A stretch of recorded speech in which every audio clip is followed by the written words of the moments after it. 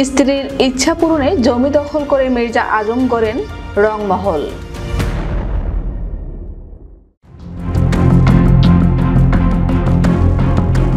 জামালপুরের পৌর এলাকায় আওয়ামী লীগের সাংগঠনিক সম্পাদক, সাবেক বস্ত্র ও পাট প্রতিমন্ত্রী মির্জা আজমের স্ত্রী আলেয়া আজমের নামে গড়ে তোলা হয়েছে বিলাসবহুল আলেয়া গার্ডেন নামের একটি রিসোর্ট, যাকে রংমহল হিসেবে আখ্যায়িত করেছে স্থানীয়রা।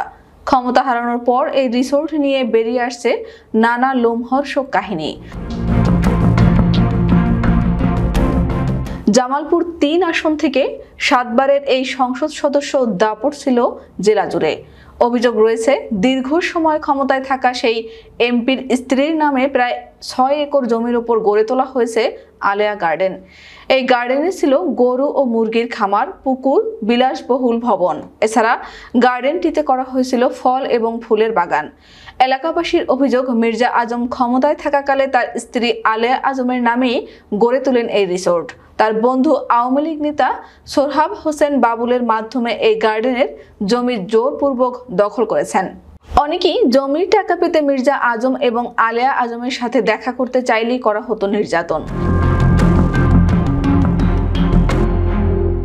দেউরপাড় চঞ্জা এলাকার আওয়ামী লীগের সাবেক ওয়ার্ড সভাপতি মঞ্জুরুল হক ফজলু বলেন, এরা আমার পদ খেয়েছে।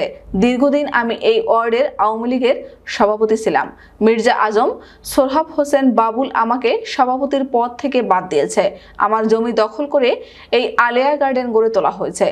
মোট ২৬% জমির মধ্যে ১৩%-এর দাম দিয়ে বাকি ১৩% দখল করে দেয়াল নির্মাণ করেছে। রাতের বেলা এখানে কি হতো জানি না। এলাকার কোনো মানুষকে এর আশেপাশে আসতে দেয়া হতো না। দেউরপাড় চঞ্জা এলাকার রেজিয়া বেগম বলেন, আমার স্বামী নেই, ঘর নাই, বাড়ি নাই। যেটুকু সম্বল ছিল মির্জা আজম আমার সব কেড়ে নিয়েছে। কত ঘুরেছি, মির্জা আজমের বন্ধু সোরহাব হোসেন বাবুলের কাছে গেছে, কেউ জমি টাকা দেয়নি। মির্জা আজম তার বউ আলেয়া আজম জামালপুরে আসলে খবর পেয়ে গেছে, কিন্তু গেলেই গালিগালাজ করে তাড়িয়ে দিত। আমার জমিটা আমি ফেরত চাই।